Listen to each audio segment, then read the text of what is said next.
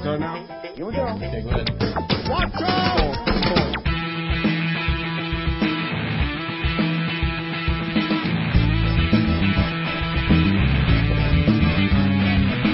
When everybody makes you feel good, y'all can rock my story. Even who fish like a faster, more better than the other. I should compare, so you need to compare what you feel with up here. When I am in here, only without no fear. When everybody makes you feel good, y'all can rock my story. Even who fish like a faster, more better than the other. Let me the way with the easy bit of you get my fear for even here so my feelings for blood to get the weekend up. Hey, into that dog, into that hey, into that dog, into that hey.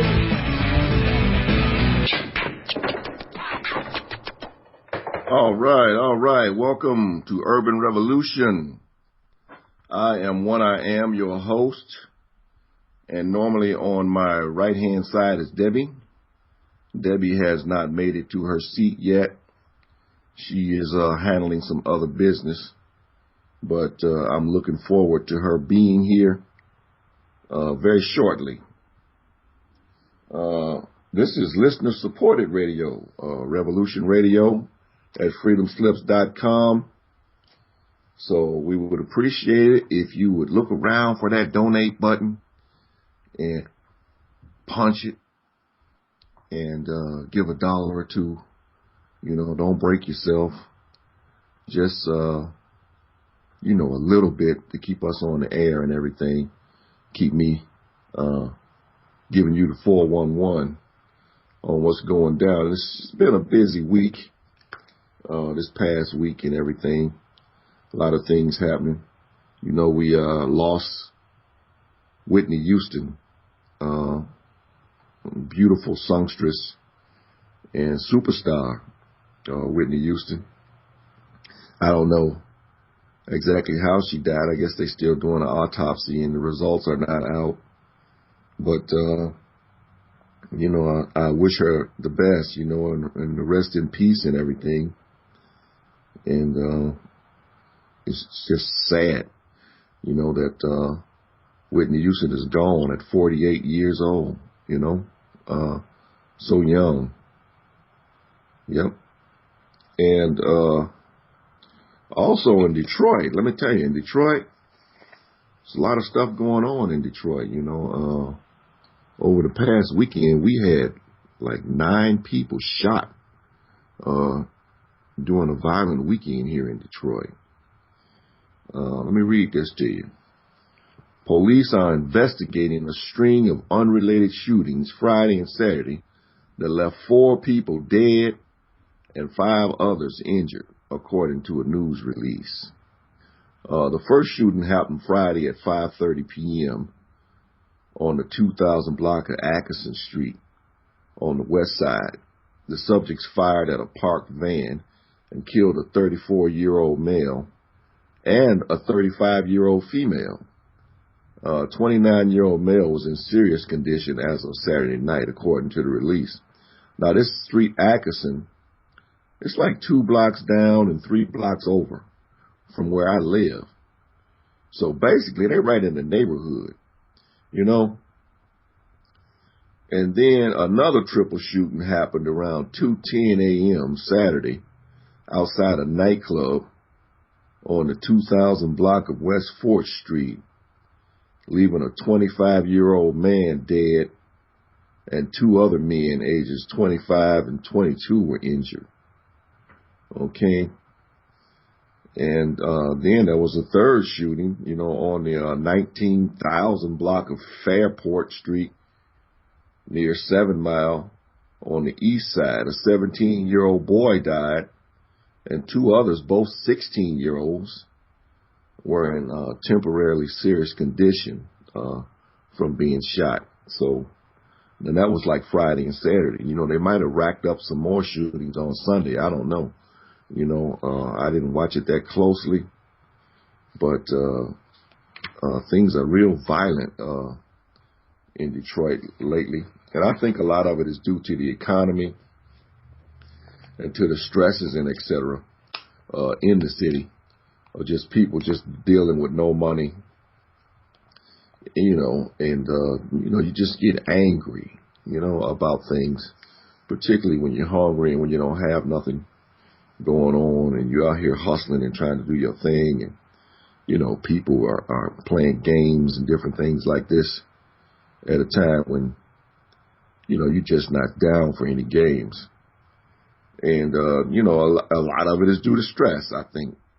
And we do have the police force here that's working on these things, but right now they're responding to shootings, and they're responding to crime instead of trying to get out ahead of crime. Now we got a reporter here. His name is Charlie LaDuff, and he's basically been pushing the mayor to do something in his news reports and everything. He's saying the punks are running wild. Blood is running in the streets, and not a peep out of you, your minions in City Hall, or your police, or the police chief. So, he's basically pushing the mayor's buttons to do something. And then the governor has already said that the state of Michigan has like maybe 3 of the most violent cities in the nation, which I think it would be Flint, Saginaw, and Detroit here. And he's saying that he's going to start doing something, putting together some programs and everything that deal with the violence and all of that kind of stuff. And from what I could see, the way he wants to deal with the violence is not by providing jobs and education and different things like that and uplifting people, but he's headed for private prisons and stuff like that. As a matter of fact, they ran into some problems because he wants to turn the prisons private, but there's some legislation on the books where they would have to pay the prisoners minimum wage in order to turn them over to private prisons, instead of public prisons. So there's a holdup right there because they don't want to pay the prisoners minimum wage. You can't make a profit by paying the prisoners minimum wage. When they do go prisons for profit, they, pay them very little, and then like cents on the hour, 70 cents an hour or something, and then they also cut back on the food and on the medical benefits and everything, and then the prisoners have to buy, soap and different things like that, and pretty much anything they need, even coats and different things. When it gets cold, they have to buy that. They have to buy their own televisions if they get one, and different things like that. And basically, it's bare bones. They're just going to slave you and make money off of you to the best of their ability. They're trying to turn a profit in private prisons. Okay. And that's what the governor's looking at doing. Just, beefing up enforcement and, locking Negroes up. More Negroes.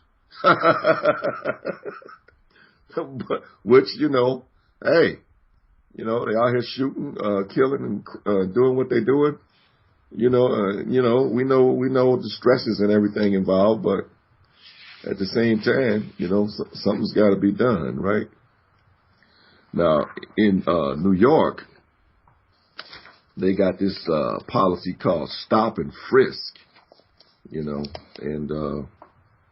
basically, this is from the New York Civil Liberties Union, the Stop and Frisk campaign. This is how they get out ahead of the crime wave, they stop and frisk. The New York Police Department stop and frisk practices raise serious concerns over racial profiling, illegal stops, and privacy rights. The department's own reports on its stop and frisk activity confirm what many people in communities of color across the city have long known.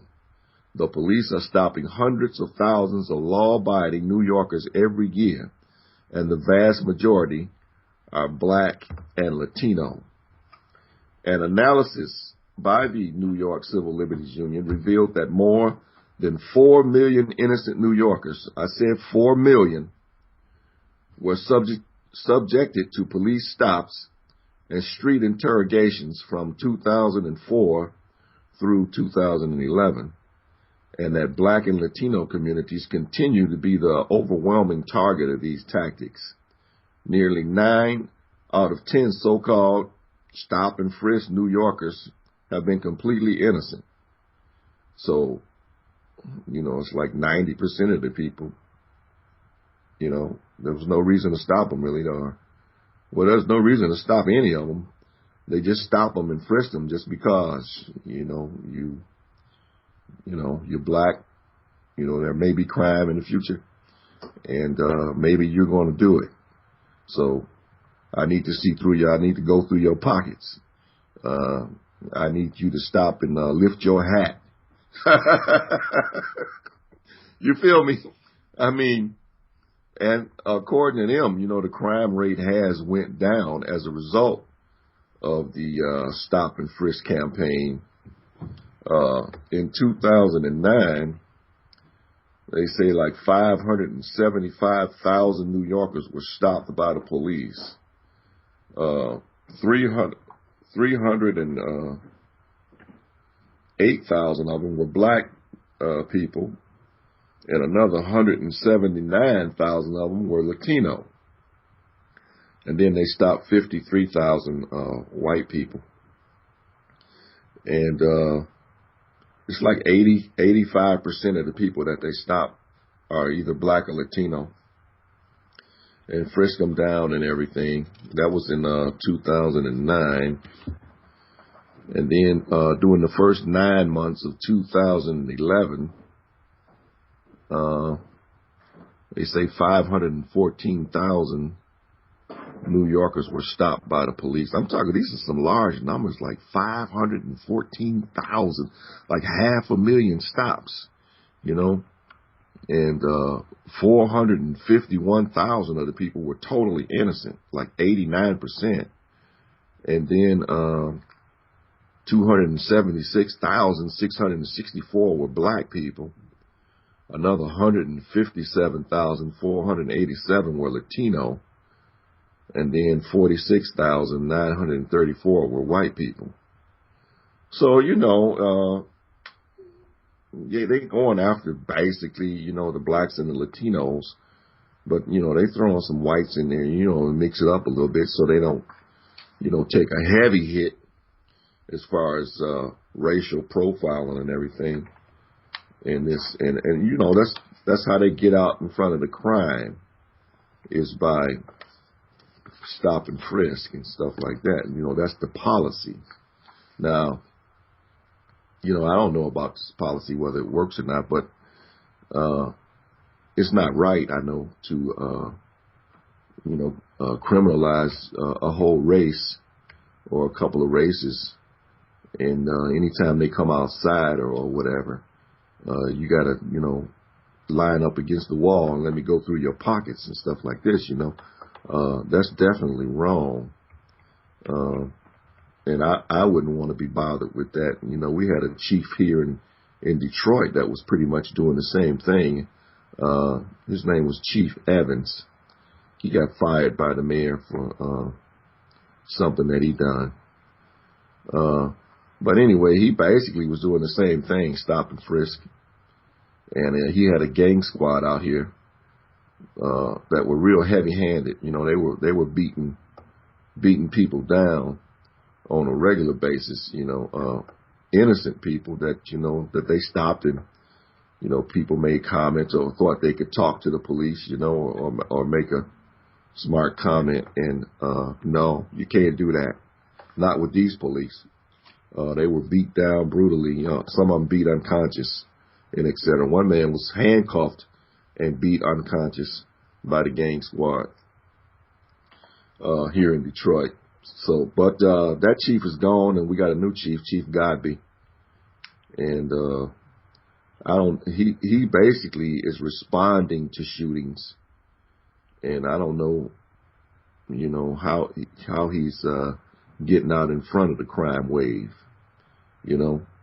but I don't necessarily like the way they getting out in front of the crime wave either in New York, although, I saw a movie like with what's his name, Tom Cruise one time, and it was like psychics that would tell him, who was going to commit a murder in the future, right? And then he would go and find that person, before that person did anything, basically throw cuffs on him and lock him up, throw him in prison because you were going to commit a murder. You see, at this time or that time. It was an interesting movie. But I don't think you should go that route, do you? What do you think? I don't know. You like the stop and frisk policy, just if black folks come out of the house, just stop them and frisk them. No, I think your rights are being violated if they just stop and frisk and haven't seen you do anything. Uh-huh. Yeah. The right to see, I don't know. I've never been in trouble with the law. The right to not be have unreasonable search and seizure and stuff like that. You feel me? Yeah, I understand what you're saying. Yeah, well, I think, is it unreasonable, though, for them to just search like, 500, 600,000 people a year, or just stop them and frisk them? Well, yeah, it is. I mean, basically, your rights are being violated. If you haven't done anything wrong, and you're not accused of anything, why do you feel like you have the right to stop me and frisk me? Yeah, but it reduces crime, according to him. How can it reduce crime? Because what you said before, you just gonna look at me and say, well, I look like I'm gonna steal something today, so I'm gonna stop and frisk you today. Well, George Bush started a war, and because he started the war, we didn't get bombed with weapons of mass destruction or his preemptive war in Iraq. Right? He saved us from Saddam Hussein bombing us with weapons of mass destruction. Okay, that's still a myth, okay? Because most people realize that there were really never any weapons of mass destruction. That was all his man. Well, this is the way the United States government has had it now, and the kind of things they're doing. They're getting out in front. They're looking at you and they're deciding this guy's going to do something. I'm going to get him now before he does it. Well, you know what? This is the way I feel about it. If you wasn't planning on doing anything, you didn't do anything, and your rights is violated, and you don't stand up and speak up for yourself and turn around and sue them for nothing, for doing nothing, then I guess you should have gotten violated. But let me tell you this. They stopped me, and they don't have a reason, and they can't give me a reason. My next alternative is to go down and file a lawsuit. Well, they always tell you look like a suspect. What do I look like a suspect for? You fit the description of a suspect that we're looking for in the area. Really? Yes, that must be for men, right? That's because I got on my nice, pretty dress, right, with my hair done up, with my Gucci bag, riding in my Benz, and somebody got the nerve to say that I look like a suspect. Really? Yeah. Okay. Nah, I don't think so. Okay. That's when the law comes into play, and maybe that's why they got so many frivolous lawsuits in all these cities, because people feel like they can go out and say and do whatever they want to. Just because you got the law on your side don't mean, really, my rights say that I have to be caught doing something, not looking like I'm going to do something, because I can look like I'm going to do anything. But that don't necessarily mean that I'm going to do it. Yeah, it's like I can look like I'm going to slap somebody, but that don't mean I'm going to slap them. It's like beauty is in the eye of the beholder, right? Right. So if you're looking at me and you feel I look like, I'm going to do something to you, that's something in your mind. You see what I'm saying? Right. So, why am I subjected to being spread ace deuce and having you go all through my pockets and everything and push me around, and talk bad to me, Yeah, Yeah. I don't really understand that. Although they say it reduces crime and cuts down on the homicides and etc. in New York. That's what they say, but who is the people that actually do present facts on that for real? But let me tell you this: at the same time, the cops they commit some homicides too while they're doing this stop and frisk procedure. You know, you take Sean Bell, who came out of the strip club that night after his bachelor party. Right. Was going to get married that same day, later on that same day. Right. And he was, they shot into his car 50 times. Okay. And he was murdered, basically. Right. And, they got off with it because they said Sean Bell moved his car toward an officer. Of course, you got these plain clothes guys walking towards you with guns in their hands, and you don't know who the hell they are. Right. And naturally, you get in your car and say, let's get out of here, okay? Right. And when the car starts moving, they start unloading on you. Right. Like the officer's life was in danger. He moved the car, okay? And then you take that to court, right? And they say the officers didn't do anything wrong. They all have been acquitted of any charges. Correct. You feel me? Yeah, that's what basically happened. Even if these cops are wrong, they're basically upholding them with this crap of like the officer didn't do anything wrong. So we're just going to give him a little couple of days to sit behind the desk, and then when he gets tired to sit behind the desk, we'll pay. Then we got to send him back on the streets when we feel like the people weren't filed. And that's why more people need to speak out, need to start filing lawsuits against these cops, make these cities pay. Well, at least that's what's been happening in Detroit. They're making them pay. That's why the city probably broke, because all the frivolous people, things that they do, they're just always wrong, like just killing little girls for no reason. Well, you remember the Amadou, what is it, Madillo? He was an immigrant that came here, and he was stopped and frisked, basically. And he went for his wallet in order to show his ID, and then they shot him like 21 times. Okay, so you do get those kind of killings and everything, particularly when people are not real fond of you anyway. On the other end of the gun, and they quick to go to the trigger. They quick to pull on you, right? Quick to fire, right? And but the thing is, let's say they didn't have the stop and frisk policy, okay? Although the cops might kill 3 or 4 people from time to time, how many people, with all the Negroes who they frisking, how many people would they kill if the stop and frisk policy wasn't in place? You see what I'm saying? And they didn't know that these cops are going to frisk me, so I can't carry, okay? And now, what if they all were carrying and doing what they're doing, and had pockets full of dope and doing what they normally do? Okay, and that homicide rate would go up. Would you get 20 killings in the place where there might have been 3 or 4 from the cops? You see what I'm saying? Yeah. I don't know, because that's such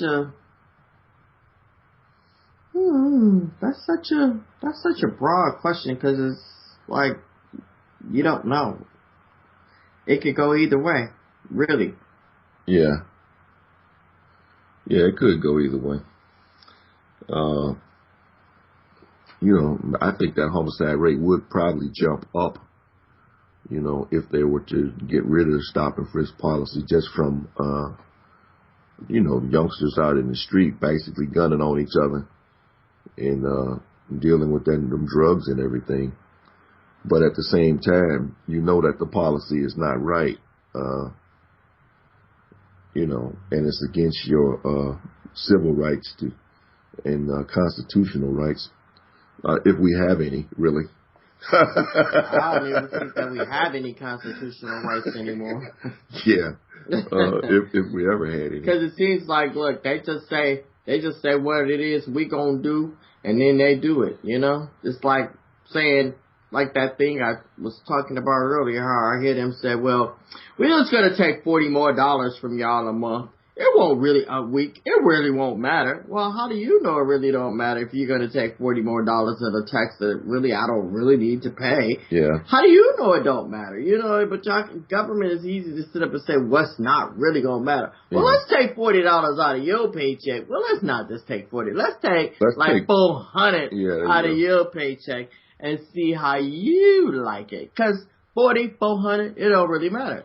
But it's just a point of how people sit up and make these rules and think that whatever they say is just a copacetic. But then again, America has become so passive that we don't actually sit down and protest anything. Everything that happens to us through the government seems to be okay. Yeah. People are laughing about the Occupy movement. But you know what? Some places it's working, some places it's not. But really, it's really a plan with no, design method of straight. To me, it's really straight madness. But I'm just saying, if we united as people in the United States, we could get so much accomplished. You know, just like I told you, I'm going to start going down to my court system, and I'm going to start seeing what these judges are actually doing. Because they're actually, when you stop and think about it, people who sit on the bench, they're getting welfare. They're getting handouts. You understand what I'm saying? They're getting my tax dollars. Yeah. That's the government subsidized program, just like welfare. There you go. You know, and they sitting down there, sitting on the bench, talking above and over people like they're nobody. Well, let me explain this to you. Because you sitting on this bench, you're still getting a government handout, which is just like another person getting welfare.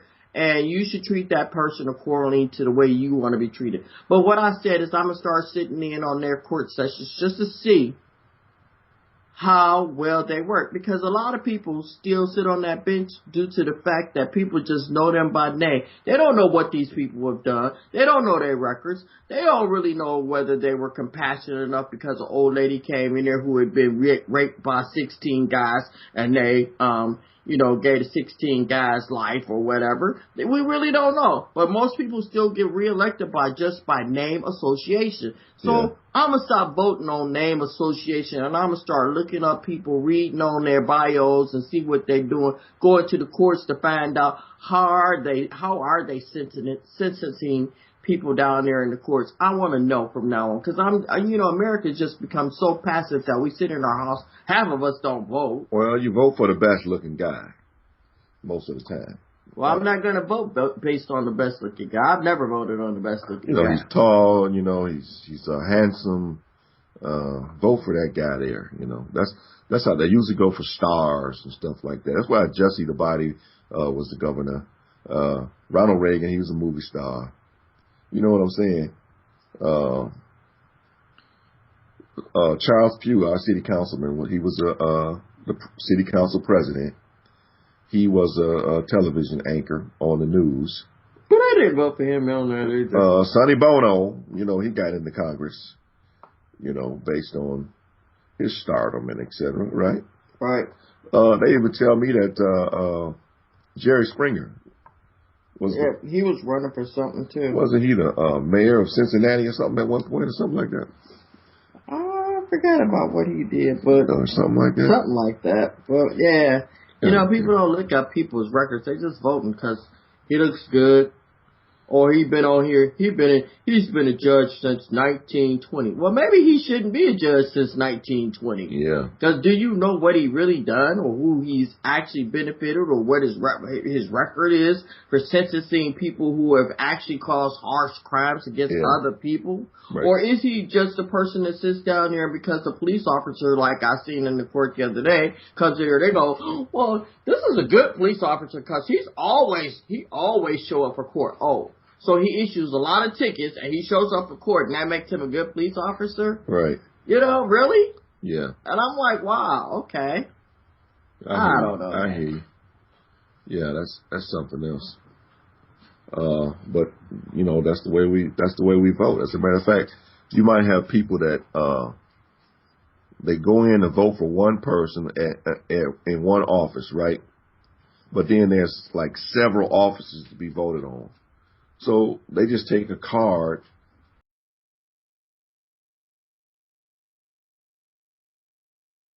just passing out cards in front of the door, right?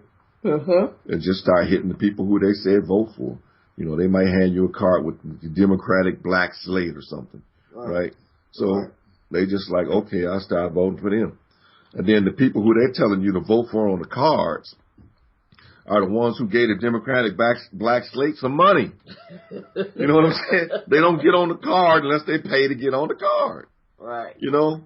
Right. So, you know, it's all crazy the way the election thing is going and everything.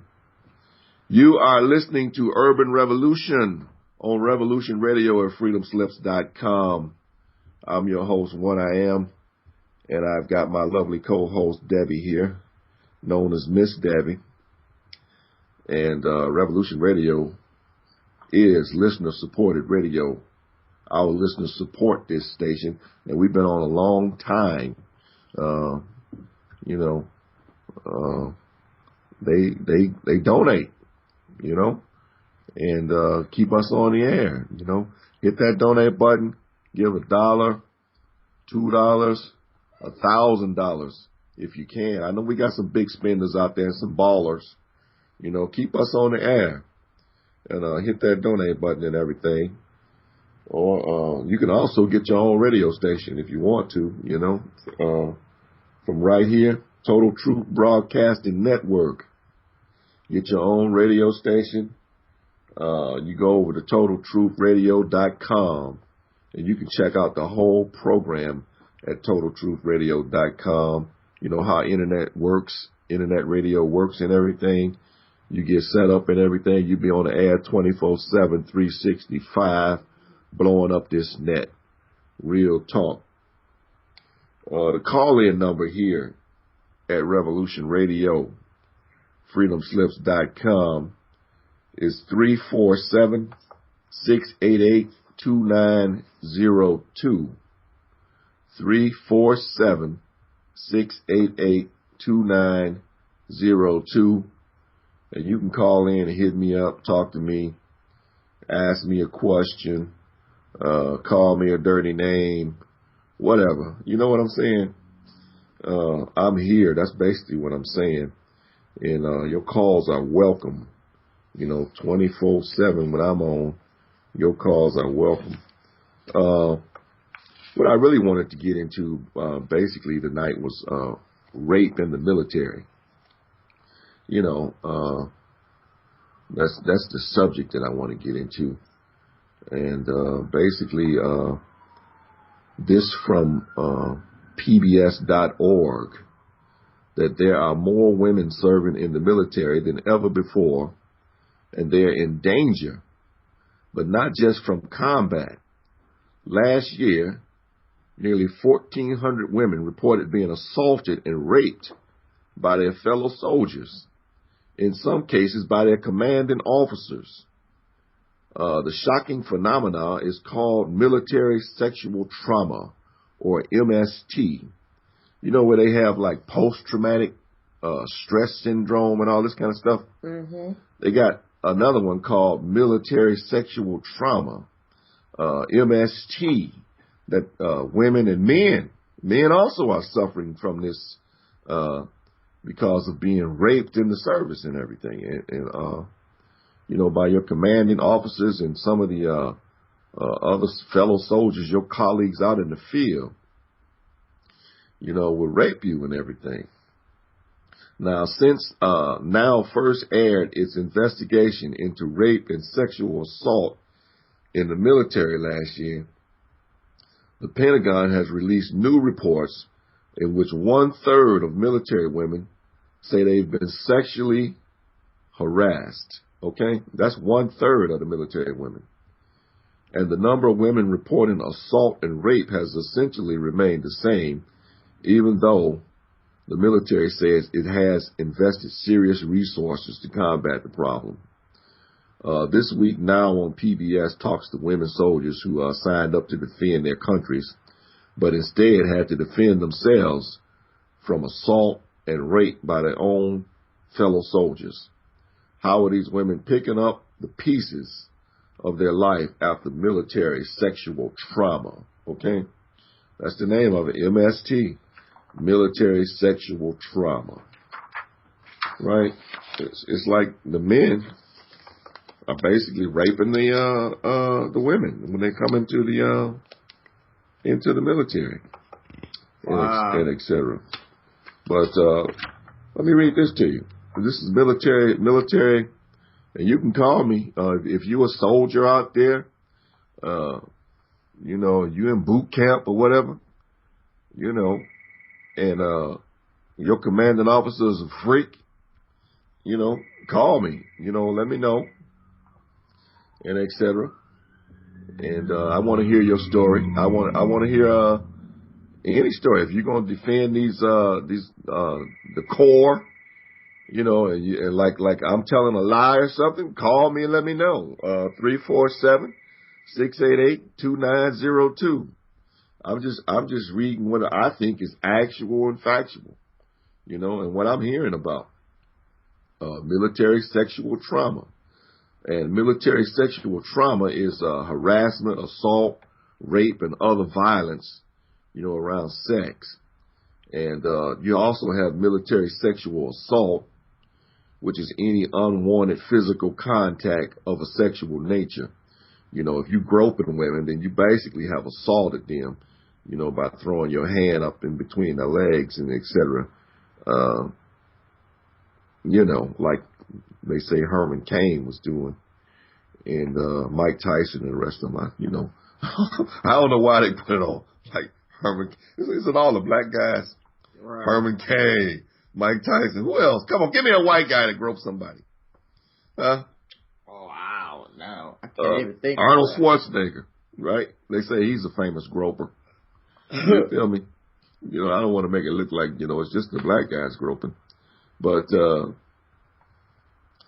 military rape also, unwanted vaginal, anal, or oral intercourse or penetration using fingers or other objects, using force or the threat of force. Okay? The number of sexual assaults reported in 2006, you had like 2,947. Number of sexual assaults by service members reported in 2006, 1,167. Sexual trauma in the military reserves and the National Guard. 27% of men have experienced military sexual trauma. This is 27% of the men, okay, have experienced military sexual trauma. So you guys like gay guys going after the men, I assume, or either women commanders going after the men, or women, you know, assaulting, you know. These guys are experiencing military sexual trauma. Well, I would assume that, you know, no woman is strong enough, you know, to sexually, you know, assault a guy. You know what I'm saying? Mm-hmm. You know, just take him down, just rape him, right? Never know. We got some big women out here. I don't know, but some little men. But they might be under the stress of a commanding officer who's female, you know, that's telling you to show up in her barracks naked at 1100 hours or whatever. You know what I'm saying? Right. And then, you know, what you got to show up, right? You don't have to. Well, if you don't, then, you know, you're looking at all kinds of repercussions. Man, that's the same as sexual harassment in the workplace. You don't got to take it. I don't think so. It's not the same as sexual harassment in the workplace. You'll find that out in a minute. 60% of women have experienced military sexual trauma. 60% of the women. Okay? Mm-hmm. That's like 6 out of 10 of the women. 3.5% of men have experienced military sexual assault. You know, that's where a guy is just handling you or just doing something to you. You've been assaulted by another military person. Okay? 23% of women have experienced military sexual assault. 23%. That's 1 out of 4. 1 out of 4 women is assaulted in the military. Okay? And this was like, I think I'm reading facts from 2005 or 2006. Okay? I think it's worse today. Really? Yeah. 11% of women have experienced rape. Okay? 1 out of 10 is going to get raped in the military. Okay? According to this. 1.2% of men have experienced rape. You know? That's a lot of men, you know, that have experienced 1.2% of the men in the military. That's a lot of men that's been raped. Okay. The service branch with the highest percentage of women reporting sexual trauma is the Marine Corps. Okay. Now these are America's finest. The Marine Corps, you know, they're the first ones in, the last ones out. You know, they're highly trained. They're the ones that do all the great recruiting commercials, you know, with the sword and the blues on and the nice hats and, you know, all the moves and everything that they're making and the marching. And these are the guys that are the worst as far as the rapes and everything and sexual assault and everything go. Okay? Yeah. In reality. Never mind what you're seeing on TV on the recruiting commercials and etc. In reality, it's different. As a matter of fact, you just seen some Marines not too long ago on the television on CNN and different places like this taking a whiz on the dead bodies of some Taliban soldiers or whatever. Just standing up, saying bad things and whizzing on the bodies. Okay? America's finest, the Marines, Semper Fi. Okay? Yeah. Anyway, 20% of women seeking care at VA facilities have experienced sexual trauma. Okay? That's 1 out of every 5, you know, has experienced sexual trauma in the military. 1% of men seeking care at VA facilities have experienced sexual trauma. 8.3% of women report lifetime post-traumatic stress disorder that's related to military sexual trauma.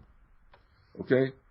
8.3% of the women in the military, you know, they have that stress disorder, but it's related to sexual trauma in the military.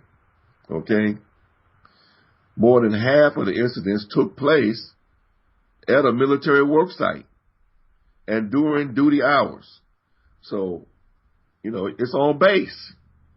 You know, it's not like they, you know, off the base somewhere and this is between me and you, this is private.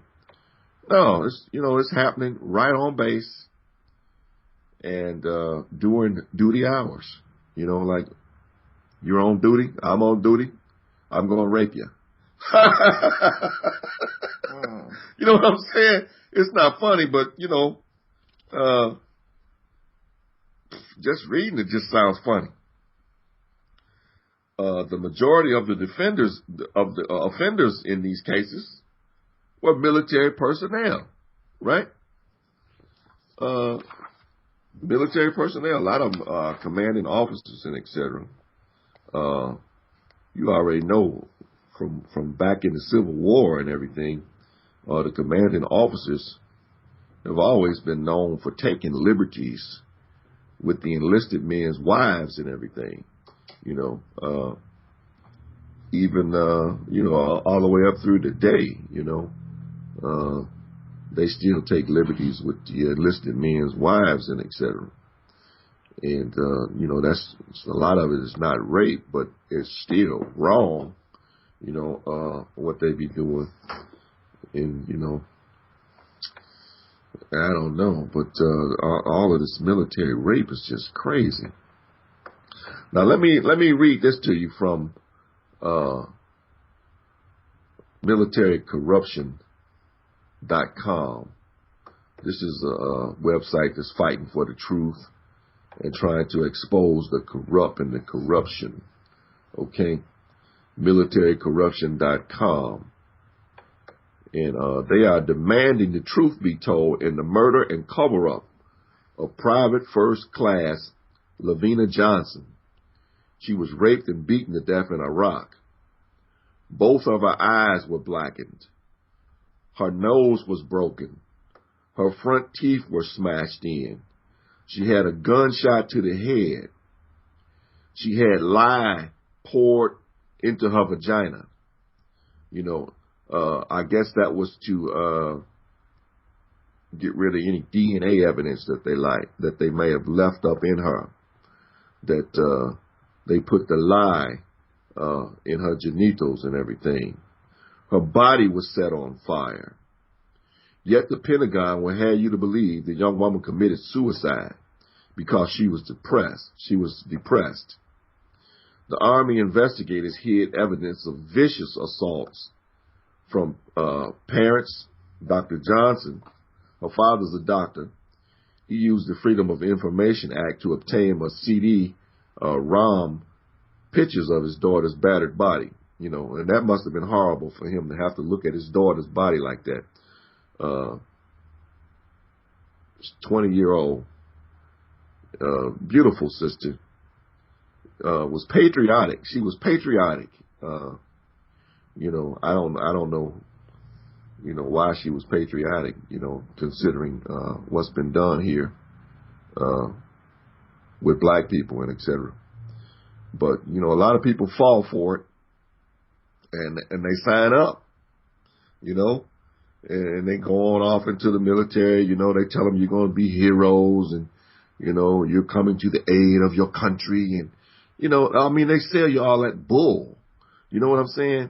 And you know, and promise you, you know, you're going to get this for the, you know, with the GI Bill. And, you know, we're going to put you in a house when you get out, you know, and this, that, and the other with the Veterans Administration. And, you know, everything going to be all right, you know. And you get a job faster when you get back and this, that, and the other. You know, I mean, all kinds of promises and everything. And you know, it is a noble and worthy thing to serve your country and everything. But you're not serving your country when you join the military. You're serving a regime, you know, that has taken over this country and etc. You know, like the Bush regime, you know, with Dick Cheney and Rumsfeld and guys like this, you know, that's behind Halliburton and all kinds of mercenaries and different things, and they all going for profits and oil, and they don't care about you, you know, although they're in charge of the military and everything. You know, they're going for the bucks. You know, they're going for the money. They're going for the oil. They're going for whatever. They're going for the war because they all invested in war, you know, and in war products and etc. So, you know, the more tanks you make, the more stuff that gets blown up, the better. You know, the more money they're going to make. So they don't care if you're sitting in it, you know. And improvised explosive device goes off and blows your legs off. You know what I'm saying? They're going to make money on the prosthetics. You feel me? You know, they don't care. Their kids aren't going. You know, you sign up. You're the sucker that sign up and go for this. Okay? Again, we've seen some blatant examples before of how military cover-up murder by calling it suicide. See the related stories in the box below. But this case, the brutal death of Private First Class Lavina Johnson, and you can take your search engine right now, put in Private First Class Lavina Johnson, and you will get her story. Not only that, you can go to YouTube, get videos of her talking with Democracy Now!, Amy Goodman, and everybody else about what happened to Lavina Johnson over there in Iraq. Okay? It was a brutal case. It was disturbing. Only a complete idiot or a psychopath, career-oriented officer would believe, or at least pretend to, that the 20-year-old enlisted woman from the suburbs of St. Louis, Missouri, took her own life. All of the physical and photographic evidence indicates she was the victim of a vicious sexual attack. There is no way she could have inflicted on herself the horrendous injuries we are about to relate to you. The petite soldier, she's about 5 foot tall. She's petite. The petite soldier's body was found battered and burning on a cot in the tent of a civilian contractor assigned to the Iraqi installation. Okay? So, basically, her body was found in a tent belonging to, when they say a civilian contractor, it was belonging to the mercenaries that they hire. People like Blackwater and different things like this. They had a tent over there, and that's where her body was found, in their tent, burning. Okay? Was found in the tent. Both Lavina's eyes, both of her eyes were blackened. Okay? Black eyes, 2 black eyes. She committed suicide, right? Both her eyes are blackened. Her nose is broken. Her teeth are smashed inwards. Okay? There are numerous scratches and bruises all over her nude body. Okay? And someone had poured lye on her genital area, perhaps in an effort to destroy any DNA evidence of rape or sexual assault. The 5 foot tall GI had a bullet wound on the left side of her head. She is right-handed. And it appeared a flammable substance had been poured on her body and set afire. Despite the obvious injuries that could not have been done by the victim, the Army has attempted to cover up the case of death with special suicide ruling. Okay, like she committed suicide. You know, we're done with it. Basically, that's what they're saying. Okay? Private First Class Johnson's family and fellow service members who fear retaliation from the military if their identity become known agree that the young woman did not and could not have killed herself. She was murdered, says Dr. Johnson. She was shabbily treated by the Army from the moment, Dr. Johnson said he was shabbily treated by the Army from the moment he learned of his daughter's death, basically. We found out they had held back a color CD containing close-up photos of the body and other material related to Lavina's autopsy. When I requested in writing the disc be released to me, they flat out refused. They got mad and more suspicious of a cover-up. So I filed a Freedom of Information Act request and finally got it released. What I saw made me sick and was so horrible, I kept some of it from my wife. She had already suffered to know how our daughter died. Okay? Now, why did the Army try to prevent Dr. Johnson from seeing the photographic evidence? Who are they protecting? Why did the Pentagon send 6 officers to Congressman William Clay's office in Washington to try to convince or perhaps bully the parents into thinking Private First Class Johnson was simply another suicide? A retired female colonel who was willing to accompany the Johnsons was refused admittance to the meeting on the shaky grounds she wasn't a relative. Dr. and Mrs. Johnson protested, but the Army wouldn't budge. They had a retired military colonel that was going to come in on their behalf and question the military about this private's death. But they wouldn't allow the colonel to come in, saying she wasn't a relative of the military. See, this is the military taking care of its own, okay? Taking care of its own. Private First Class Lavina Johnson was enlisted, okay? The men that raped her and etc.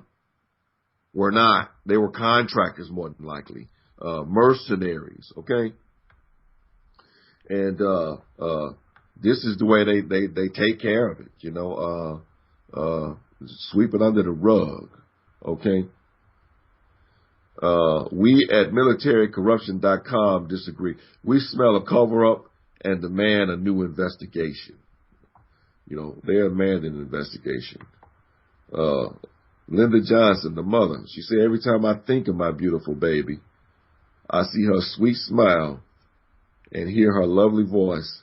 They've taken her from us, but we won't rest until we get the truth. Okay? They're still trying to get to the bottom of how their daughter was murdered and etc. Raped. This is a sister that was patriotic. Believed she would join up, you know, and go over in Iraq and serve her country and everything. And she get us over there. You know, nice looking girl in Iraq. And a bunch of wild animals in these mercenary teams and etc. decide to take her in their tent and take liberties with her, you know, and like wild animals beat this woman like this and rape her, okay, and then gun her in the head, okay, and leave her body burning. And what do the parents get? You get a flag wrapped up and you get told your daughter was a hero. She was a hero. Thank you for her service. Whatever. You know what I'm saying? I'm getting pissed off just talking about it, you know, and the thought of it, just the thought of it. You know, if anything like that were to happen to my daughter or anything like that, somebody else would have to look for the killers. You understand? Because I wouldn't be here, you know, not with what I would do right off the bat. We trading out immediately. That's the way I look at it. But let me just take a deep breath and move on from this story. But it's Black History Month, and I just want Private First Class Lavina Johnson to know that she is not forgotten. She is not forgotten. In any list or anything that I can sign, any calls that I can make to get down to the bottom of what happened to her and who did it and to get those bastards, I'm all for it. You know, I'm all for it. Any comments, Debbie? No. No comments. But that's what happened. And they're trying to get to the bottom of it. And like I said, there's a lot of rape going on in the military. And let me tell you, it's the command structure in the military and the way they do things that facilitate rape. Okay? It's like you can't go outside of the command structure to the police and report things and different things. You have to go to your commanding officer. And your commanding officer laughs in your face. A lot of time it might be the commanding officer who did it to you. You know, you go over his head and they looking at you like, ha, ha, ha. That sometimes happens in the military. It's no big deal. You know what I'm saying? That's the way they treat a rape in the military. Okay? Now, the tailhook scandal. You might have heard of that about 20 years ago. I don't know why they named it the tailhooks scandal. That's a strange name for a scandal like that in the military. The tailhook scandal is now almost 20 years behind us, and for those who never knew about it or have forgotten, tailhook refers to a dark chapter in Navy and, again, Marine Corps history. Okay? More than 100 U.S. Navy and United States Marine Corps aviation officers sexually assaulted 87 women. Okay? 100 officers and Marines sexually assaulted 87 women or otherwise engaged in improper and indecent conduct at a Navy symposium in Las Vegas.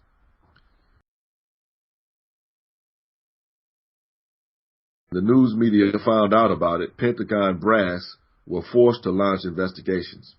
Basically, there weren't going to be any investigations. You know, the women were sexually assaulted, raped, and everything else in Vegas at a hotel. Okay, at a convention. Who cares, right? It's just boys having fun. Okay? The media finds out about it, and they're forced to launch investigations. Okay? Now, just a small number of officers were formally disciplined or refused advancement in rank. This was they get disciplined. And, you know, they refused advancement in rank. Since we got to bang somebody for this, you know, then some of you guys, you're not going to be a sergeant. You're not going to be a lieutenant. You know, you're going to remain a sergeant or a captain. You're going to be a captain from here on out. And, we put you on KP duty. You peel some potatoes. But, that's what you get for being bad. Okay? That's the way they handled it. You know? You listening to Urban Revolution on Revolution Radio at freedomslips.com. I'm One Iam, and my co-host is Debbie. Miss Debbie. And we're talking about rape in the military. Our call-in number is 347-688-2902. I know we have a lot of maybe veterans out there, maybe people in the military right now. Well, probably if you're in the military, you might not want to call in and say anything. Or if you do, you might want to use another name besides your own. You feel me? If you got anything to say on this subject about what's going on in the military with people taking sexual liberties on people that joined up, just joined up, just got in, and they raping. Okay. Now, it served as the beginning of what should have been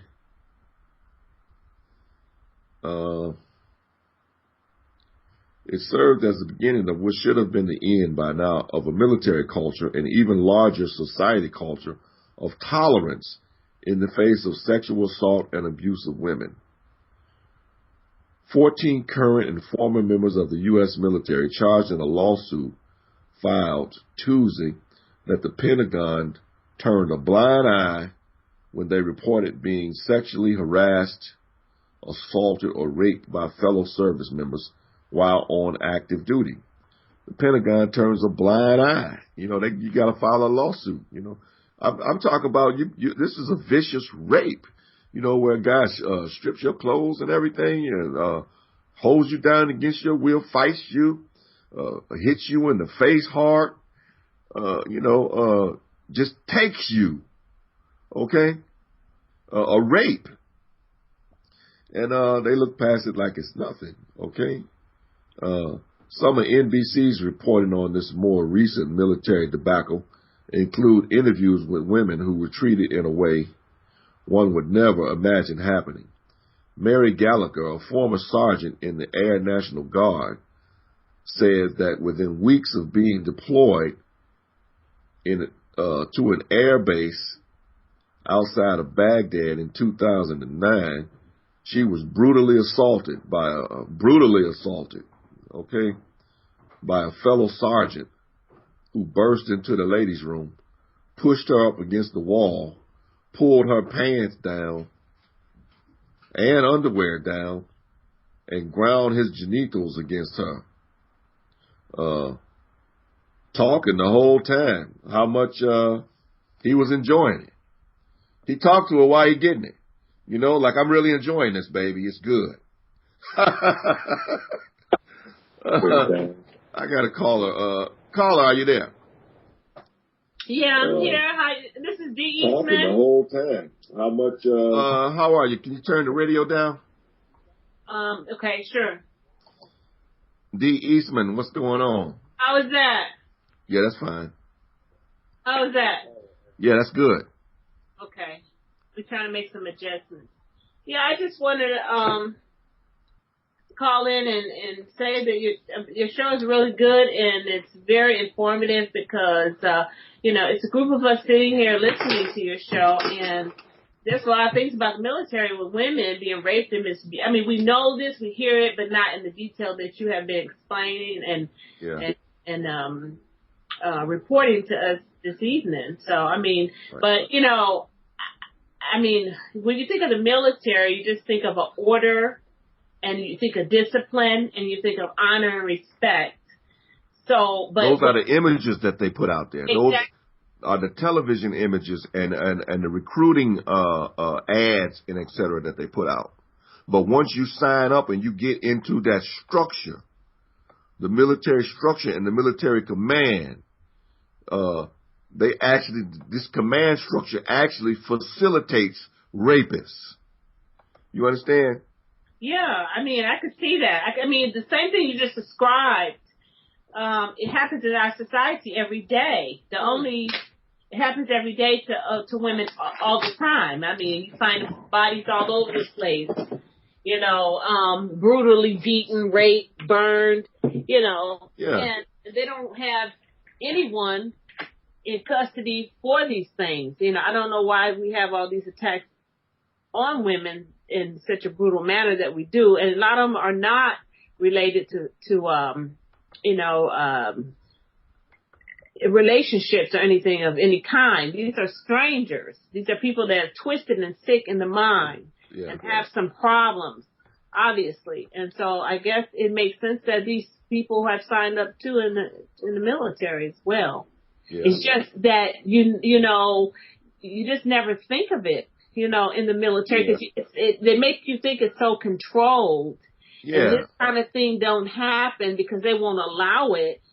But they make you look at the military and you see the guys, like I said, in the Marine commercials and everything, and they're telling you to step up and be a higher person, and they only take the finest and this, that, and the other. And can you make it? Can you be a Marine? You know what I'm saying? Right. And serve your country and this, that, and the other, and the patriotism. And I mean, it's all, it looks great.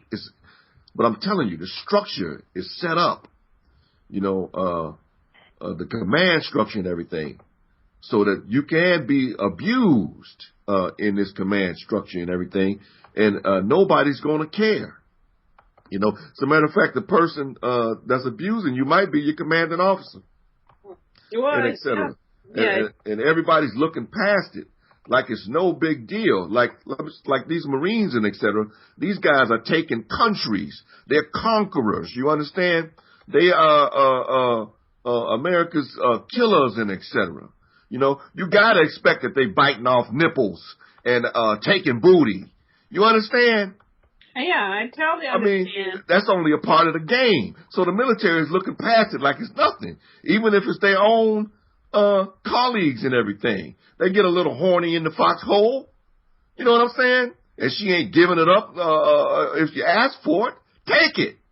Right. We got you covered. And that's the way of the world, and that's the way of this society, too, as well. I mean, that's the mindset. That's the sickness of this mindset in the world and in this country in particular. Just like the incident with the coaches over at Penn State with the little boys. This had been going on apparently for a long time. People had known about it, but nothing was done about it. Exactly. But guess what? You know why they didn't do anything? Because basically that guy was the coach of Penn State. Okay? Yeah. Right.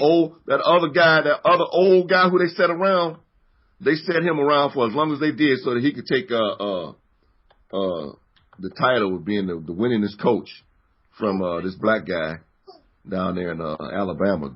I forget his name right now. But, they set him around and let him win game after game after game. The guy basically, he sat in a press box. Okay, he wasn't a coach. You can't be a coach at 80-something years old of a college football team. But they kept him there, in order to beat, his name is Eddie something. He held the record for actually really coaching and really winning. He passed away not long ago. Yeah, he passed away not too long ago. but they didn't want to remove that freak. And you're right. It's a lot of it is politics, because It's politics and money, big money. Think it's like $700,000. I don't know all the figures exactly, but it's a lot of money that they generate from those games. So, you don't want that to get out, and you see what happened when it did. Right. I guess the only way we can change something like that is continue to tell people and inform people of what's going on, because people are being severely brainwashed. You're being brainwashed, basically. I'm telling you. Number one, you can join the military if you want to, but the people that's running the Pentagon and that's running the office, that's in the office, they don't care about you. They care about their money, okay? And they'll do preemptive wars. They'll send you all around the globe, fighting about any little thing just to get a war going, okay? Just to make money. They don't care about your lives like that. So when you join up, just understand that, okay? Not only on top of that, all the rapists and et cetera already understand the command structure and what's going on in the military. They're headed that way. Just like pedophiles go into the Catholic Church. You understand? You're going to get coverage when you go there. Yeah. Okay? So. That's the thing. People need to, that's the problem. People know this, they hear these things, but sometimes we just don't want to deal with the reality because it's just too hard and it's too ugly. But if you're going to fix this or change it, we have to look at it. I hear things, we all hear things because they give you bits and pieces. But like when you look at the details and the actuality of what happened to an individual, you can see there's some sickness going on. Yeah. And, and you wonder why nothing is being done about this. People know about this, but why are there no changes? In the system regarding this. And like you said, it is politics and money. That is the root of all of it, and they don't care unless it's one of their own. Right. Unless it's one of their own children or something, which they're not going to the military anyway. They're going to end up in some position where they're ruling and making money too. This is just the way this game is played. Caller 678, are you there? Yes, I'm here. How you doing, Juan? I'm doing well. How are you? I'm good. I was listening to the show, and I was very unaware of all the rape and sexual trauma and sexual assaults and things that went on in the military to men and women. I even tried to research it. I said to myself, is one exaggerating? Did he take a couple instances and blow it out of proportion? And I didn't even know really the definition of sexual trauma, Yeah, military sexual trauma. They got a whole classification, military sexual trauma. Yeah, but so I try to I didn't even search military sexual trauma. I try to actually just look at what is sexual trauma. Yeah. Because I hear about trauma when you in the emergency room and stuff like that, but what is sexual trauma? And the only thing that came up was military sexual trauma. Yeah. Even in the definition, it refers back to military, and it came. That's where it's going down at. That's pages and pages of list of numbers in the military, and a lot of people being aware of this happening on a regular basis. Yeah. And I was always aware that soldiers would rape the enemy if they were out in the field, and they do rape the enemy. You see? Yeah, I already knew that they would rape. whether it be in Vietnam or it be some beautiful Arab girl over there. They rape women in Iraq. In Iraq, and I know it's not an issue. It's not a problem. But I was not aware that they were protecting soldiers from raping other soldiers, even though I knew that when you sign up as a military soldier, that you government issue Joe. Yeah, it's your property of the government. You sign your life away. They could do what they want to do with you because you're property, just like one of the military trucks. Yeah. You're no different. You're just another instrument used by the military. Right. So they pretty much could do what they want to do with you, and you signed that right. Gave them that right. But I was totally not aware of the numbers, how widespread it was happening, how regular it was happening. That's what for men and women. This is Revolution Radio, freedomslips.com, and we're going to give you the 411. We ain't holding back. You know what I'm saying? We're going to tell you, the commercials and the recruiting ads and all that stuff, they're great. You know, the patriotism and the flag waving and all that stuff is great. But if you're a woman and you go in the military, more than likely you're going to be sexually harassed.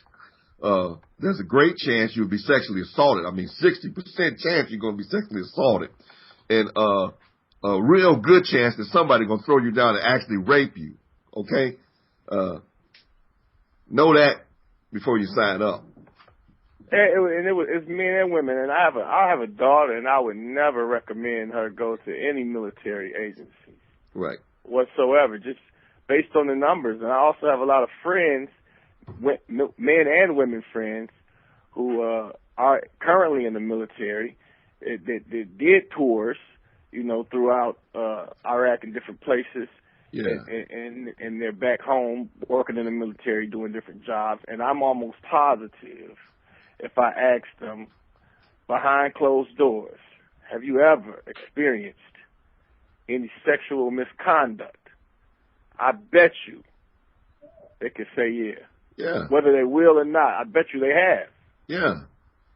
Well, the women going to experience it right off the bat in boot camp. You know, they just come in on them anyway, disrespecting the women, you know, because a lot of them don't even think they should be there, this, that, and the other. They calling them cunts and everything else. You know what I'm saying? Get over there, you freaking stinking cunt. You know, this, that, and the other. You know what I'm saying? So you can pretty much call that harassment, you know. And also, you know, more than just, I mean, just the politics of it all. It's just like we need to talk about and make people aware of the fact that when you go into the military or the Navy or the Army or whatever you're going into with branch you're going into, I mean, what are you going into it for? I mean, what are you getting out of it? I mean, who are you fighting and why are you fighting and why do you want to fight? I mean, what is it that you're doing? You know what I'm saying? You should have some kind of idea when you go in. And I know a lot of them have been brainwashed and taught that they're fighting for their country, but you need to know a little bit more about your country and what your country is doing. That's what they're told. That's what they're sold, you know, that you're serving your country, you're defending freedom, and et cetera. But, you know, the majority of the time you're going to offend some other people, and usually some brown-skinned people on the planet. Yeah, and it's ugly, and it's an ugly, nasty thing. You know, I remember years back, and I don't know the specifics of it, it's vague, but what I do remember about this one mother, her son went into the Army, and she signed him up, and she was very proud. And once her son got over there, I don't know, I think he might have been in Iraq, he saw the ugliness of it. He felt like, and he wrote her letters, okay, he ended up getting killed by friendly fire, and you know what that means. Yeah. But he ended up getting killed and shipped back in the body bag. But he wanted to come home long before then because he felt like he had been tricked and he was trapped. And he was caught up in a situation. It was nothing what he thought and what he understood that he was getting into. But by that time, it's too late. Yeah, it's too late. You know, you got that flag on your shoulder, and they done set you off in some foreign land thousands of miles away from home, with a bunch of guys that want to blow your head off. So, you know, you basically got to get together with the rest of your unit and try to do the best you can to make it back home. Yeah, your back's against, Your back's against the wall, you know. And, you know, you could try to desert and everything, but, you know, desertion, you could be killed on that, you know, or locked up in the brigade and everything else, you know. And, you know, you put yourself in a tough spot. That's why these people are coming home in the shape that they in the head. Yeah, and it's the same thing here, just, you know, as a civilian, you know, being police officers. You know, it's an old movie that it's called Serpico, and it was a true story. You know, he really wanted to be the good, honest cop, and being honest and true to what he thought that was and not knowing about the politics, almost got him killed because he didn't play along. Once you get in, you realize this is not what told. And once you get in, you say, well, okay, well, I'm going to, you think that maybe you can make a difference, but the numbers are so high, you can't change anything. The only thing you can do is either go along or get out, if you can. If you can, Most times you're in and you got to get put out. It's almost like being in a mob. Yeah, there you go. It is a mob. It's an organization. It's an organization. They just label the mob organized crime. But, this is a lot of organized crime as well. Right. What I was going to say was they got reentry programs, which not worth a damn, in the prison system. Because, you got guys under these crazy conditions and seeing, things that could, on a regular basis that changes their way of life and their view.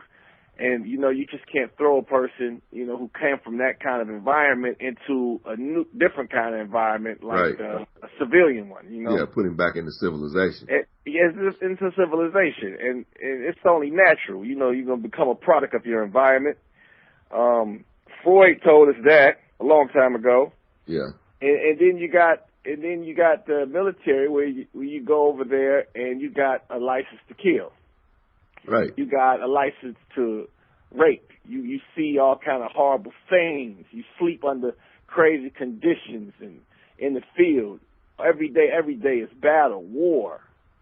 Right. You got to cover. You can do these things and this the normal way of life. And then they say, well, your tour is up. You can go home now. Right. And then you go home with no reentry program.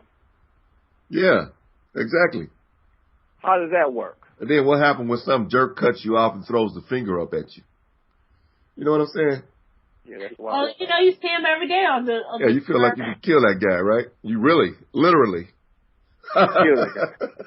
Yeah. Coming out of the military, and some of them do. Yeah. What happens when you go over is after that date after you get on plentyoffish.com and you meet this date and she likes you and she says, yeah, you could come over for a couple drinks. Right. And then you find out she didn't really want to have sex. She just didn't want the night to end and wanted to have some drinks because the bar was closing. Right. And you over here just coming home from an environment where you could take it normally. You could take it and it's okay. Yeah, nasty little cunt. Nasty little cunt. Yeah. She me. She says no, and what do? I'm going to take it. You feel me? Yeah. And then it's known that most rapes don't get reported. There's a lot of women around you. Let me tell you, the military, the suicide rate is sky high. The suicide rate. Okay? But a lot of it got to do with rape. Yeah. A lot of suicides aren't suicides. Yeah. I mean, a lot of suicides aren't suicides, and it helps the suicide numbers go up. Just like, what's her name, Lavinia Johnson? Exactly. Suicide. That goes under statistics of a suicide. That goes under that category. Right. Although evidence show that she was raped and killed and murdered. Brutally raped and murdered. Oh, that was. So how long ago was this? I would have to check the date to be exact. I mean, I believe it was around 2005 that this happened, and to Lavina Johnson. So a dead end, nothing came of it. Dead end so far, but her parents haven't given up, and etc. They got different websites and things going on, and lists that you can sign and things like that. Okay. Yeah. Well, that's good to know. It is. But let me tell you, you've seen from WikiLeaks when they put out the helicopter gunship opening up on civilians over there in Iraq. Oh God, that kept me up for 2 weeks. And just chopping them. Get him. There he goes. He's crawling that way. Da, da, da, da, da, da, da. Get him, man. Get da, da, da, da, da. It's just like they playing Call of Duty on these guys. Like, da, da, da, da, da, da, da, da. That bastard. Yeah, we got his ass. Da, da, da, da, da, da, da, da, da, da, da, da, da, da. Okay. What the hell are you doing, man? This is murder. It is murder, and they start early. They program us from kids, even with the television and the things that you watch and hear. Getting the bad guy, getting the good guy. I'm the good guy. You're the bad guy. Look, these guys are savages. Okay, they're the worst savages. They're trained savages. Okay, Period. No reentry program. No reentry program. They come home and they get straight on the police force. They go straight to the police force. Yeah. And what they start doing? The same damn thing. Yeah. Only they do it to us. Yeah. Oh yeah, absolutely. I know. You feel me? Now, this lady, Mary Gallagher, a former sergeant, National Guard, within weeks of being deployed to a air base outside of Baghdad in 2009, she was brutally assaulted by a fellow sergeant who busted into the ladies' room. He done busted into the ladies' room. Right. Pushed her up against the wall, ripped her pants down and her underwear, and he's going to town. Okay? And he's talking to her while he's doing it. Okay? Like, yeah, babe, I'm enjoying this. Okay?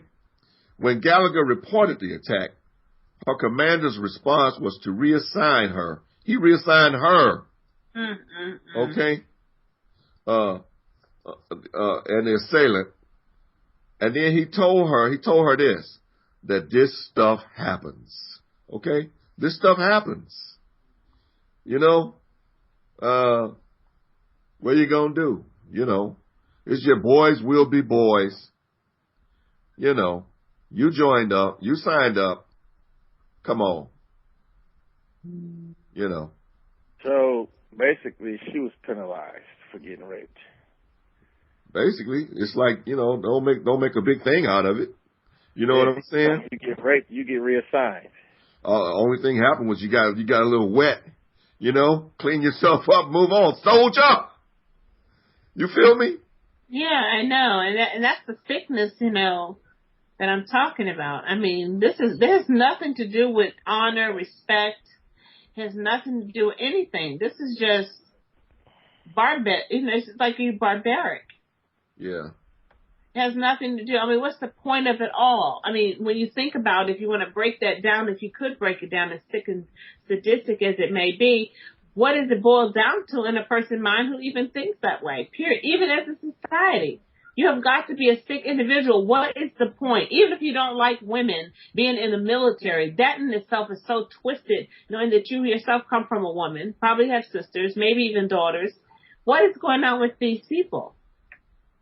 Yeah, I was explaining to my boss at work, you know, some of the injustice that goes on in the military, and a lot of it, you know, being done by the American side. And my boss' reply was, I don't care what they do, as long as my gas prices don't go up. Yeah, well. And, you know, it's comments like that, you know, and it's not about who's right and who's wrong, but what's right and what's wrong, especially if you're walking around calling yourself a civilized person and a Christian. Right. You know. Well, that's because everybody's removed from the reality of the description that we hear. You know, I saw footage not long ago of these babies with these drones. Is that right? Drones being dropped. Yeah. It's in babies. I mean, like 18 months old and even younger, mutilated, their faces half cut off. I mean, it was I can't even imagine. I wish I had even saw it. And This is what they do every single day around the world. And people don't see these images because if they saw them, this would stop. Oh, they tell the people, they tell the people this. They hate you because of your freedom. Yeah. Okay. And all of this, foolishness though. You know what I'm saying? Yeah, and they buy it. They buy it. They are buying. They never tell them that they chopped up the man's daughter. You know what I'm saying? And he had to watch her die in his arms.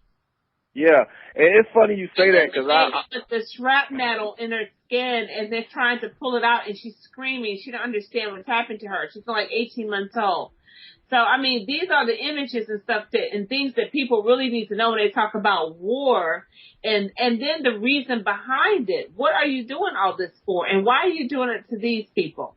Can you imagine somebody going and dropping a drone in the middle of New York City on pedestrians going to from work and daycare with their children? Yeah, because you're trying to get one guy with a turban on his head. Somebody, and you don't even know if they're there, and you don't even care if they're there. It's ironic that you said that they say that that they believe that other countries and Yeah, they Arabs believe don't that like these America. people hate you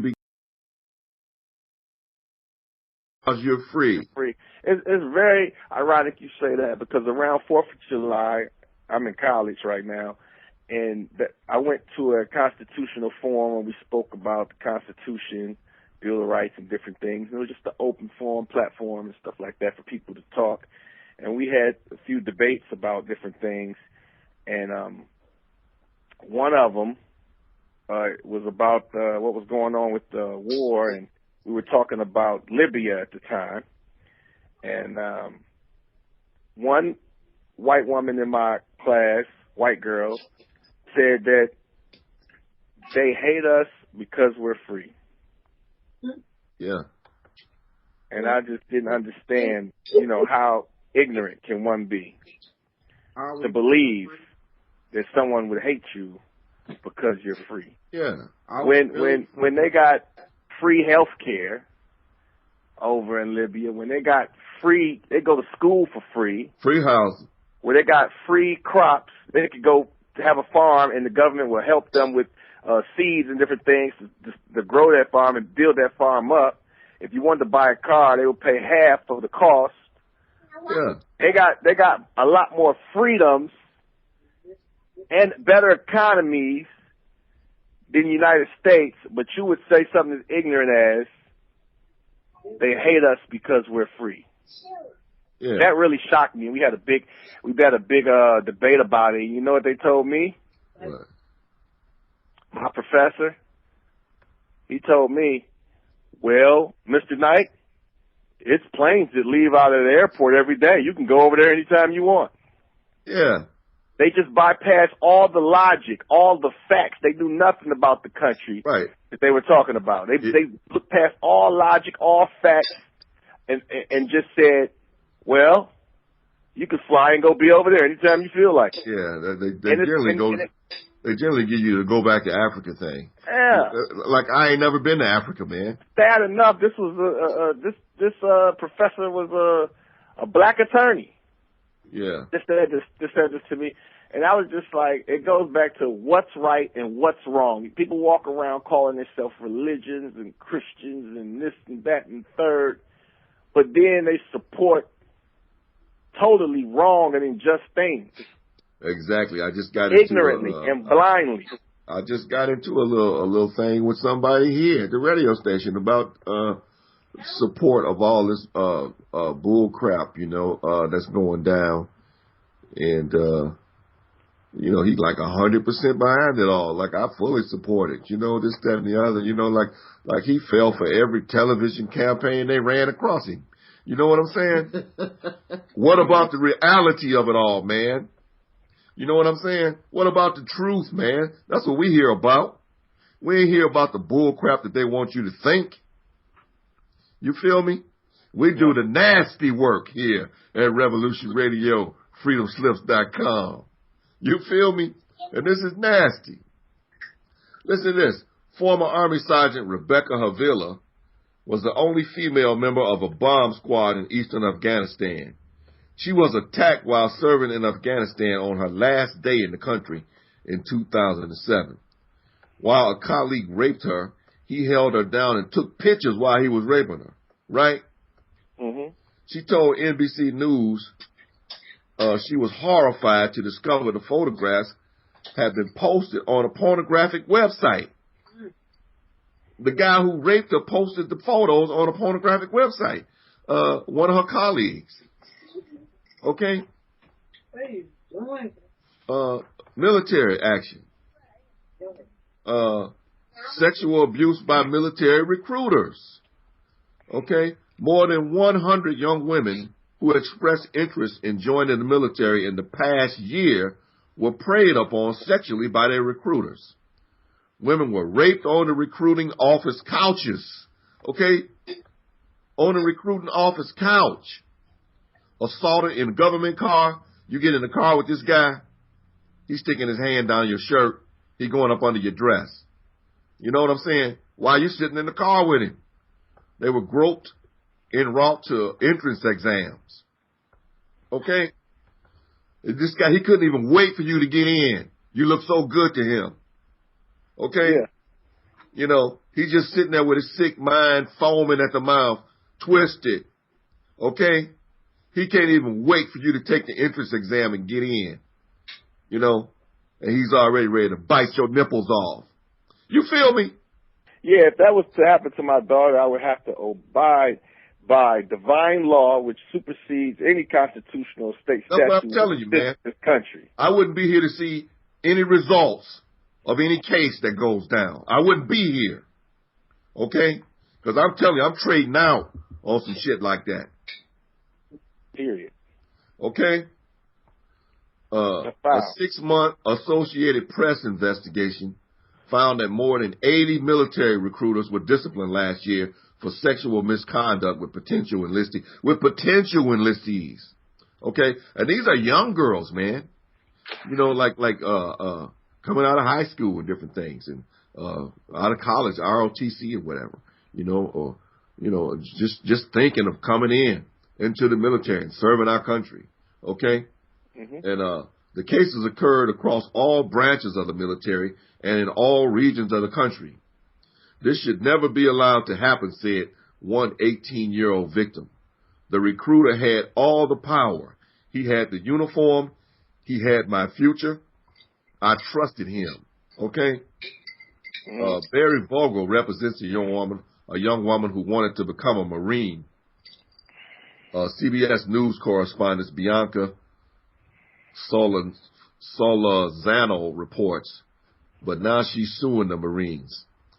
He said to her outright, if you want to join the Marines, you have to have sex with me, Vogel said. She was a virgin. She was 17 years old. This guy tell her, if you want to be in the Marines, you got to have sex with me.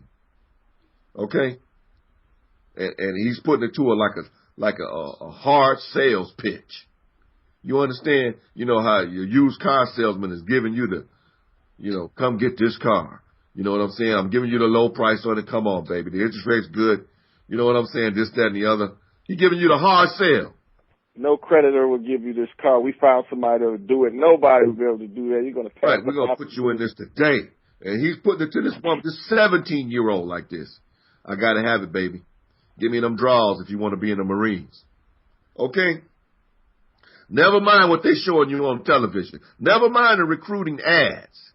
Okay? Never mind all the patriotism and everything that they throwing in front of you. Okay? The truth of the matter. This can happen to you. Okay? I'm sorry, go ahead. More than likely, 60% of the women are going to be sexually harassed. A quarter of them are going to be raped. Okay? Right up, maybe on the recruiting couch. You know, once you decide, you know, you 17, 18 years old, you go up in there, he going to take you. Okay? Yeah. Boys will be boys, and things like this does happen.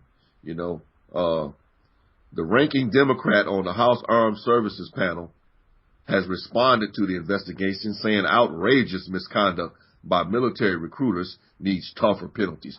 We need to have tougher penalties in place for these guys, you know. They're raping women. Can you do anything a little tougher than what you've been doing? I don't know. We'll look into this and maybe I'll bring out a bill or something, or talk to some of the guys over at the Pentagon and see what's going on. Okay? You know what I'm saying, man? Yeah. This is how they playing with it. Okay? Yeah. No jail time. No jail time whatsoever. You know, most of them don't even get in any trouble. You know, let me tell you, we're just talking about the ones that are reported. That's what I was ready to say. The majority of them, man, are not even reported, I would say. That's what I said earlier. Most rapes are not reported. Right. You know a lot of people around you that's been raped, and you don't even know that they've been raped. Yeah, and women just going along with the program, man, and just hoping to get out of there like they're in a hell. You know, and men too. You feel me? And rightfully so, because a lot of times it's like you explained. I mean, we're talking about these incidents, and nothing is really done. There's no repercussions for these crimes that they do against these women. And you see that, you know, you're not really up to go and try to fight for something because you are almost all alone. Well, I'm telling you right now, you listen to Urban Revolution on Revolution Radio and freedomslips.com, and we ain't playing no games, we're not going for the bunk and all the brainwashing and the psychological warfare that they pushing on you. These guys are playing hardball. You know what I'm saying? And the way they got that thing set up and the command structure and all that, if somebody rape you, there ain't nowhere for you to go but to the rapist. You know what I'm saying? The guy that's above the guy who you're reporting, he probably raped people while he was a young officer or whatever. Sexually assaulted or took liberties with women and different things like this. Served in Vietnam or somewhere. And took advantage of Vietnamese women and different things like that. With no reentry program. Yeah, where we get the saying from. Hey, G.I., me so horny, me love you long time. You know what I'm saying? You go into another country, just take advantage of the population, the female population, and et cetera. This, that, and the other. That's why I ain't mad at Castro and Che Guevara and all of them down in Cuba.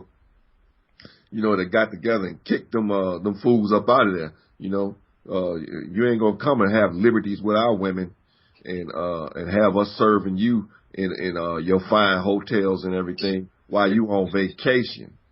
You feel me? Shout out to Rio de Janeiro. Amen. But look though, Pops, they got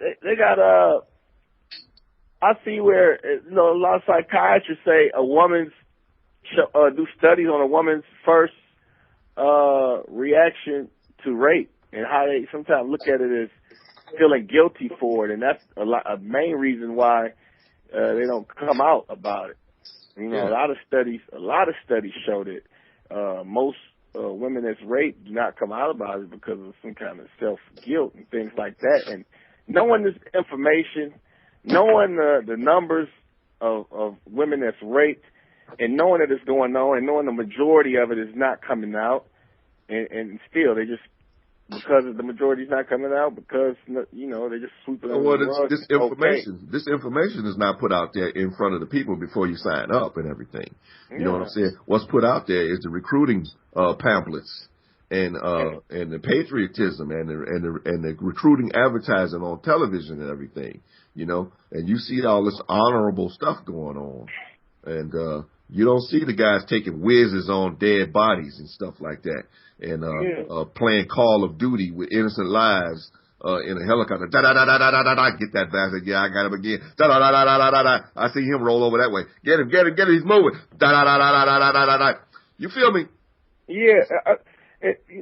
I'm in my 30s. They wanna put what's his name away for showing that. The WikiLeaks guy.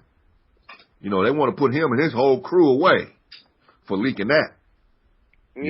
Because you messed up the image that we put out there.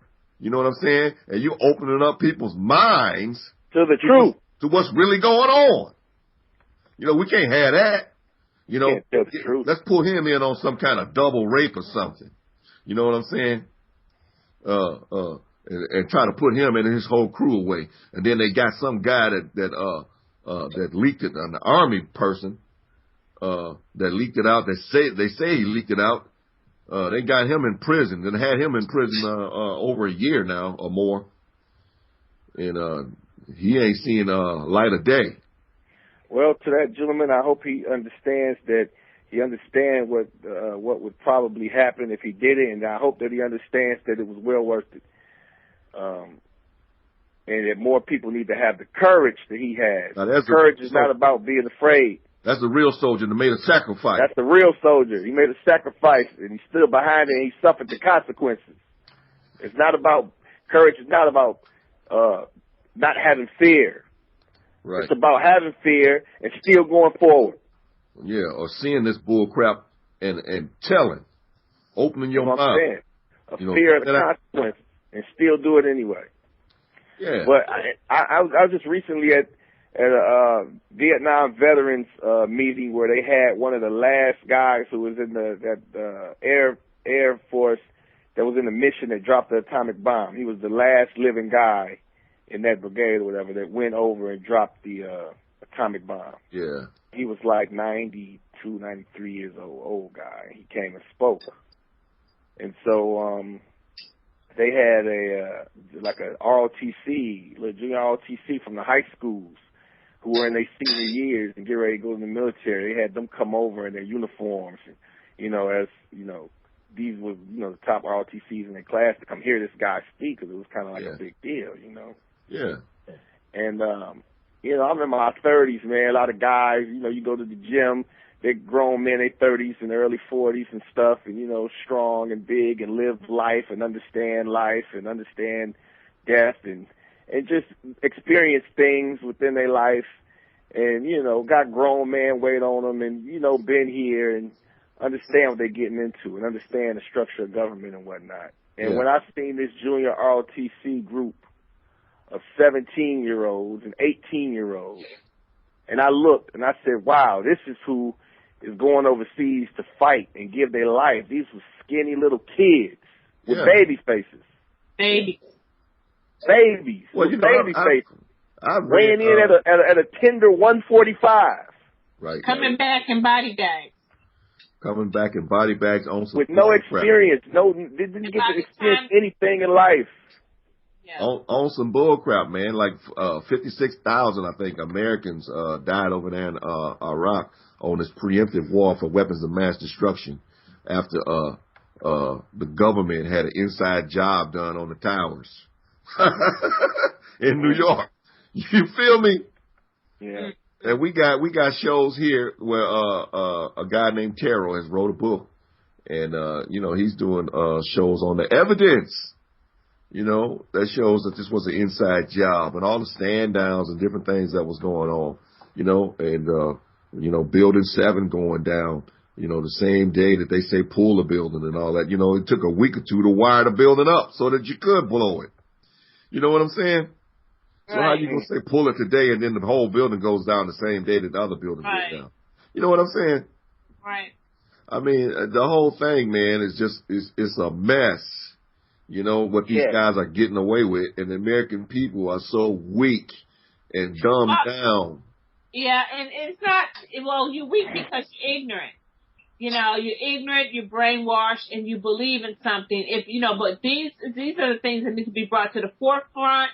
I don't know what we have to do as the people in this country to change these things, but we definitely need to make it something that people are aware of, because, a lot of people are not afraid. They just don't know, and they believe what they've been taught, and they like a religion, and they will go down to the death. It's not so much they're weak. They just don't know any different, and what they think they know, they believe in, and so they follow it. You know what I mean? Yeah. But you can see it. You can see it every day, because like I said, I've seen several things where women have written and protested the White House because their children have went into the military based on all those lies that they fed them. And when they got there, they realized this is not what I signed up for, and I want out, but it's too late. And they end up dying, and usually by friendly fire, someone, one of your own. And like Tillman, the football player, gave up his NFL career. He's a patriotic guy and everything. I'm going over in Afghanistan and fight for my country and everything. This, that, and the other. And let me tell you, I believe that Bush was his poll number was down, and was steady dropping and everything, and he needed a boost in his numbers. Okay. Yeah. So they decided to just go ahead and take Tillman's head off over there in Afghanistan and say that the Taliban did it. And get everybody into a furor about and behind Bush with his war policies and everything, and to bump him back up in the ratings. And see, that's the thing about politics. It's a nasty. He did bump up. Yeah, he bumped up. I And don't they know lied to the parents and everything about what happened. Yeah, the Taliban took him out. Yeah, the Taliban did it. Yeah, all the time knowing the Taliban didn't do it. That it was friendly fire that took Tillman's head off. Friendly fire that took him out in the first place. And not only that, all the opposition and the things that they were going through while they were over there in these countries was done by their counterparts. It had nothing to do with any of the people that they were supposedly owed to defending this country against. Had nothing to do with it. But it wasn't until then, that day or that time, that they realized it. But what do you do? And so I think we just need to keep this stuff out. I don't know what it's going to cost us, but it can't cost us any more than it has already cost us. It's just going to cost them more life. The more but it's costing, like I said, I don't know how much. It can't cost you no more than it's. It can't cost us no more than it's costing us every day. Right. That girl what's the young lady that died? That brutal death. That is just. I cannot believe that this is not something that has not been put all over. Yeah, Lavina Johnson. Yep. And I'm sure this is just one that somehow got out. I'm sure it's a lot of Lavina Johnson. No, when I looked up Lavina Johnson, there was another picture of a white girl next to her who had died from quote unquote friendly fire, and they swept it under the rug as well. Yeah. And it was evidence saying that a rape may have occurred. I'm not saying this is happening to just black people. No, it's happening to anybody who joins the military. These guys, like I said, the command structure is set up in a way that it facilitates rapists. If you're a brutal rapist and everything, then join the military. You know what I'm saying? You can rape and get away with it. Okay? And it won't be that big of a deal. I wonder why that is. Why would they? Let me see that girl name. Why would they? And I don't know. Maybe it's not just that. And let me just warn some of these women, some of these young women, white, black, whatever, Chinese, whatever. I know you want to be patriotic and everything, and I know you want to join up and sign up and serve your country and everything. But like I said again, number one, these guys that's in the White House and different things like that, they don't love you. If they loved you, they would think more about how they handle your lives and take care in the decisions they make with your lives. Okay? They don't care. They all about making money, going after oil, and taking other people's gold and different things like that and getting rich, and just adding to their own coffers and everything. Yeah. Okay? And they will start a preemptive war on a lie, okay? And kill 100,000 Americans, okay? They sent planes into the Twin Towers and had Americans jumping out of the building at 100 stories high, because they didn't have any better choice. It got so hot that either I'm going to stay here and burn or I'm going to jump. You know what I'm saying? Exactly. And a lot of them just played Superman. Okay, I got to jump. Okay? These guys did this. They don't care. It's just a small sacrifice to them in order to get what they want, in order to lock things down the way they want them locked down. Okay? They don't care. You sign up, that's what you're going into. They could send you anywhere to do anything for money. They're not thinking about your life or what's going to happen with you. Okay? It's all about them and what they want. Okay? Then, besides that, when you sign up, you might get raped on the recruiting couch. Okay? There's a good chance you'll get raped. You're going to get sexually assaulted. Okay? Just know that. That girl's name is Kamisha J. Block, by the way. Yeah, you can find a lot of them. A lot of them going through this. And like I said, the parents need to be informed of this. Allowing their kids to. We screen our children for a lot of things. And their parents just watch the Malay commercials. That's it. Yeah. But it's out of ignorance. I think a lot of this. I don't think and believe for 1 minute that a parent, knowing these things, would allow any child that they have given birth to and raised. Well, Cindy Sheehan. Think for a minute they would do it. You remember Cindy Sheehan? She let her son go to the military. But she was too late to save him. That's what I'm talking about. And then she went out and she done all protesting against the military and against this and that, but it was too late to save her son. You should have did all that before he went in. Well, you understand? And kept him out of there. And that's my point. If they know these things and understand these things and not what we're taught and believe, they would. Because it's in our nature to protect our children.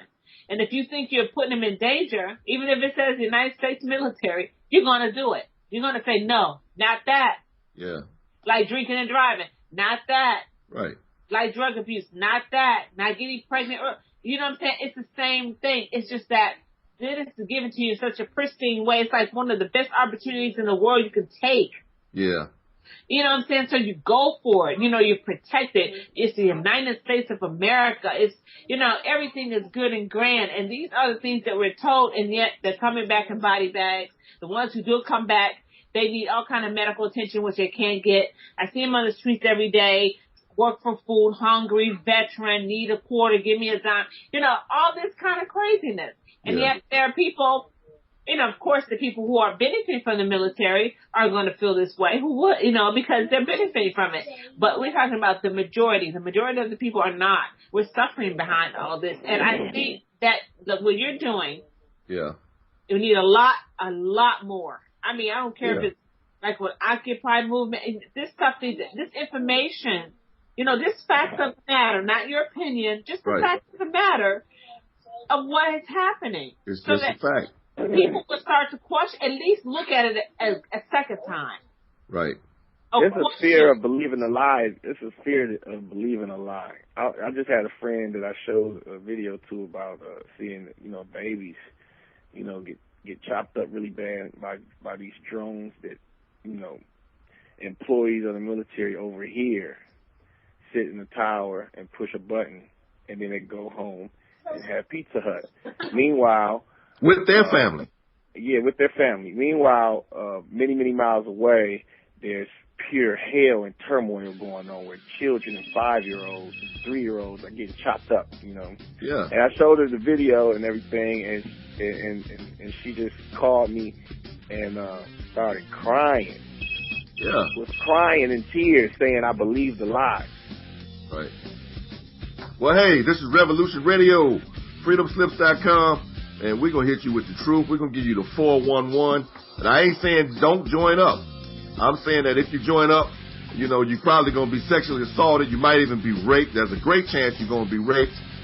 And, you know, you do your own thing. Make your own decisions, baby. But we're going to give you the 411. And it's been great talking with everybody. Debbie, anything you want to say? Nope. Everyone have a good night. Have a good night, and we'll see you next week on Urban Revolution. Yeah.